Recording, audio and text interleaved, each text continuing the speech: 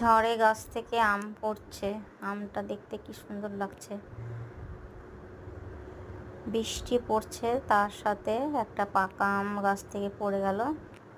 তো এটা আমার ছাদ বাগানেরই আম, ছাদ বাগানেরই গাছ। আর গোটা গাছে করলার গাছ ঘিরে ধরেছে।